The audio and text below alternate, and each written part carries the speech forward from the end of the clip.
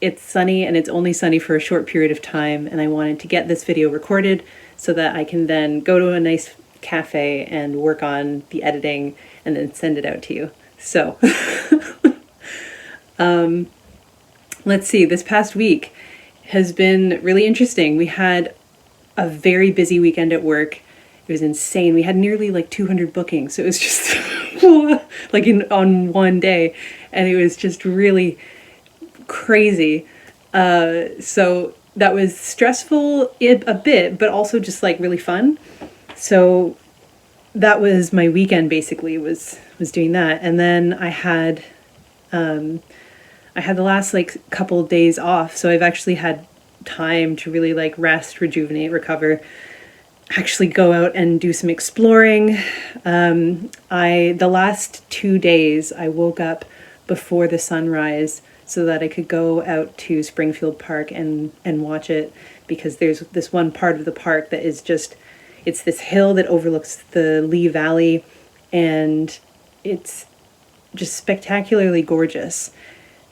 And it's a great place to watch the sky because it's such a large space that doesn't have trees, and you can't really see the horizon where the sun rises, unfortunately, because of where the tree line is, and the area, like looking out onto the Lee Valley is sort of like north-ish, so it's not really like fully east or west, so you don't really get a full sunset or sunrise. But it is really beautiful, and it's a very large expanse of sky. So I woke up at like 5:45 in the morning the last 2 days, and the first day I got myself a little tea and walked up to the park, and it was absolutely gorgeous. The colors were incredible. I was listening to a Blind Boy podcast, which was really, really good. I highly recommend listening, especially to this podcast episode, because I think he does a really good job of explaining why we had the US election results that we did. I don't think that his explanation was exhaustive and, completely full, but I do think that he did a good job of explaining the sort of economic forces that have really shaken up that part of the world, and why they might be interested in a lot of the sort of xenophobic promises that Trump has been making. So not only does that podcast talk about the results of the US election and why they are the way they are, but he also finishes that podcast with reading one of the stories in his collection of short stories that was released last year and is now being like re-released on paperback, I think. And I hadn't read any of his short stories before. Not only was his short story fantastic, but listening to it in his voice was a really good experience, a really hard-hitting experience. I absolutely love how he describes things, and it made me all the more inspired to go back and rework what I've been working on, my book. So I did do some editing last night, and I have a lot of editing left to do, but I'm continuously being inspired to go back and do that better and better each time. So I had Sunday, Monday, and today, Tuesday, off. I have to work tomorrow, but I had like a 3-day weekend, which is rare and exciting. Usually I only get like 1 day off in a row. So this has been really lovely. And Sunday I went to Abney Park Cemetery. It was a perfect day for it. It was very like misty, ethereal. And I wandered through Stoke Newington. There was like some little markets going on, and I went there, got to talking with a bunch of people. I wandered up through Dalston and I stumbled into this art gallery that was having an opening that night with poetry performances, music performances. The art was incredible, and I just like wandered in. And because I was so early, no one really questioned my presence there, and I wasn't being charged entry fee, so I just kind of wandered in, started looking around, and then after I had looked around for a little bit, someone was like, "Hey, there's more downstairs, actually." And I was like, "Oh, cool." So I went and looked downstairs, and that was all very cool. And then I ended up talking with the people organizing it, and it turns out there's this like queer artist collective, and they're all wonderful human beings as far as I can tell. I got a lot of good energy from them, and we connected very quickly. And yeah, I had some nice little conversations, and then I thought, I should flit away and do something else. So I left before the actual opening started, and wandered up through Dalston and ended up going into this vintage shop that I had been wanting to go to for quite some time, and I just hadn't been there while it was still open, because oftentimes I'm coming back from work and it's already closed, or I'm going towards work and I don't have time to stop. And I actually was able to get in there and look around.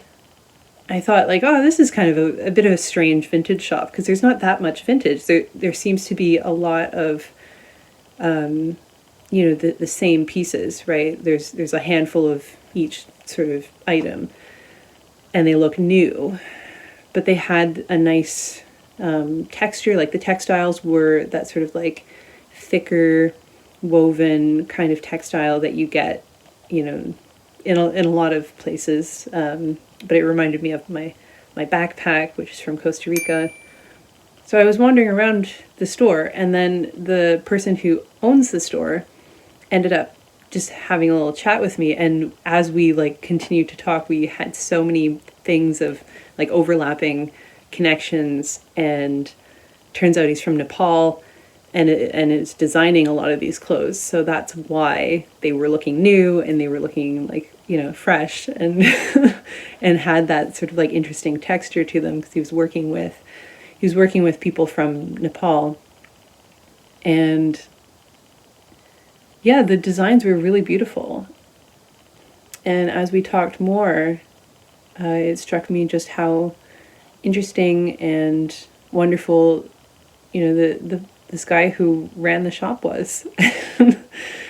So that was a really nice little interaction that I had. And then I went home, and I think I just kind of chilled out for a little bit. Oh yeah, I worked on editing a bit, and then went to bed early so that I could wake up for sunrise. And then when I did that, after sunrise, I went back home, had some breakfast, took care of, laundry, things like that. And then I went out to Dalston, because the day before I'd mostly hung out in Stoke Newington, and I wanted to spend a little bit more time in Dalston before things closed. So I was there during the day. I went through Hackney Downs, through Hackney Downs Park, which was really beautiful. I had a little packed lunch and had that in the park. And then I went out towards Trade, because the night before I had passed by it, and they had a big sign in the window saying that it was a sale where everything in the store was £3.50. And I thought, that's really good. I really hope that it's still on tomorrow. And so I went to go check. And when I got there was a big sign out front that said the whole store was on sale. Everything was now £1.50. I was just like, what? This is amazing. And so I tried on all sorts of things. I ended up spending like £10.50 and getting, several sweaters. And I mean, sweaters, they were like so I got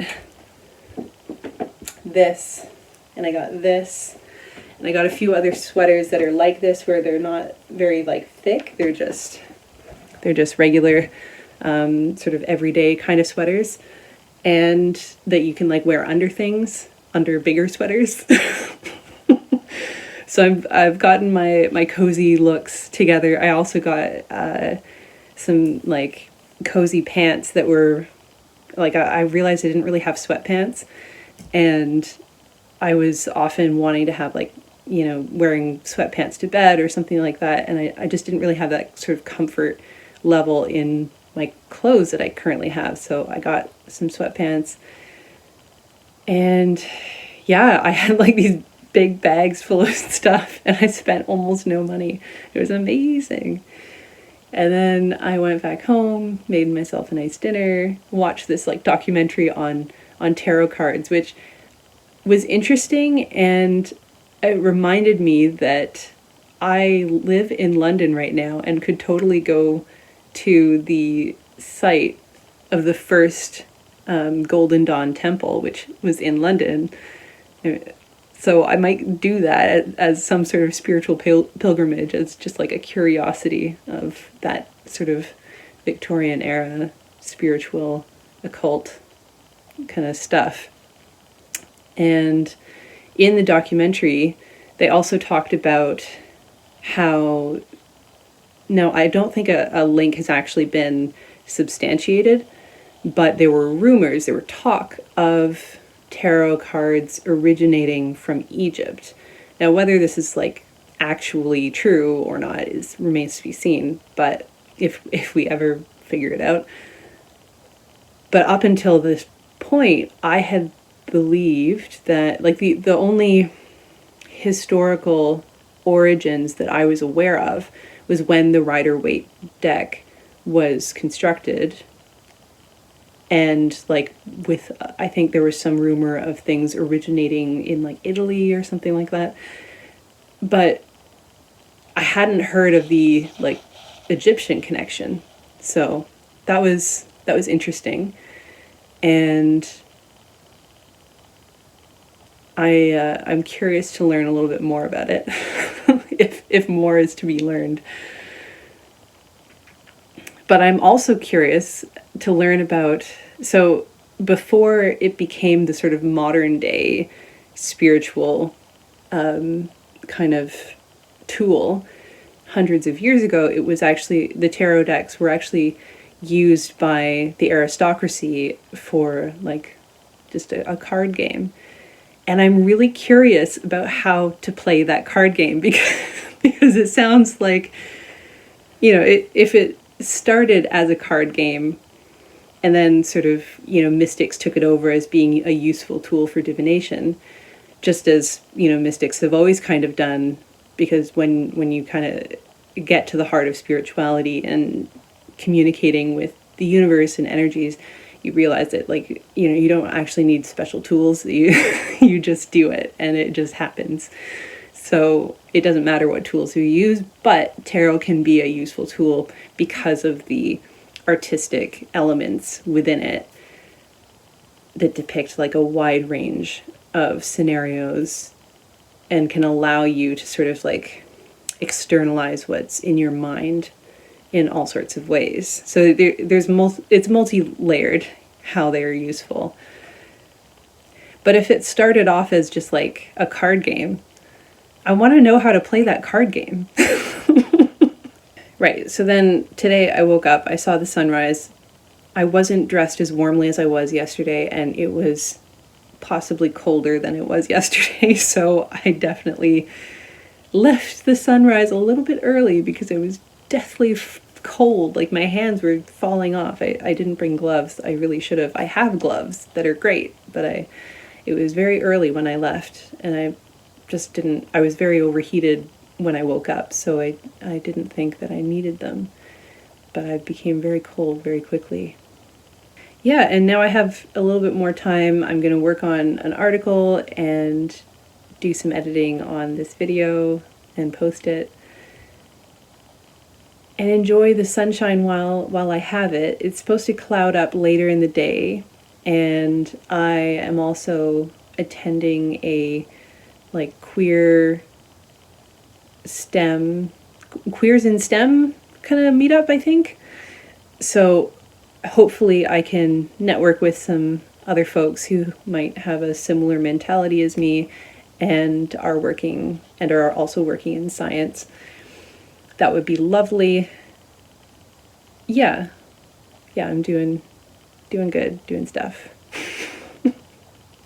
Oh, and did I mention that I made a wreath out of willow twigs? Again, I like to do this every year. I think last year I didn't do one, but for the several years before that I did, because all through COVID I was living really close to the Saint Laurent River, and there were a bunch of willow trees there. So every year of COVID I made a little willow wreath.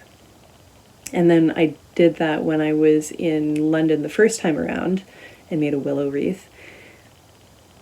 But last year I think I just didn't really, it wasn't as easily accessible. But this year I am right near a river where there are willow trees, so I was able to do that. Other than that, I've been thinking about, now that I'm finished my program, I've been thinking about offering nutritional counseling.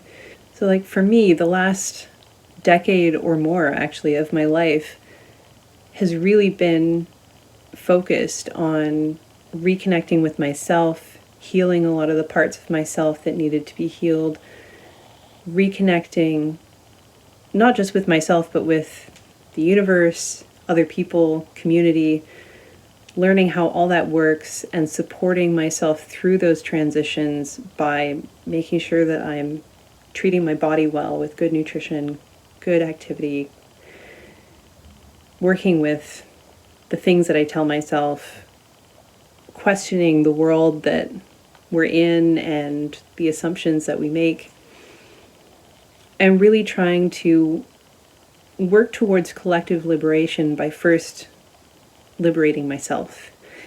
So that's a journey that I've been going on for a long time, and that's something that I would like to help other people do that. So if that's something that interests you, let me know. Reach out, please. Yeah, so things are going well. I have a lot of questions about the future, but I'm also very excited about what will materialize over the next few months and what the future holds. If you have ideas or suggestions, please let me know. I hope you're enjoying the cozy evenings that we're having in darkness, and that it is allowing you to really recover, rest, and refresh. Okay, it is too sunny outside for me to stay in here any longer talking to my phone. I have to go enjoy the world. But I'm always thinking of so many of you. And yeah, reach out. I'd love to hear from everyone. And I hope to see you soon. Bye.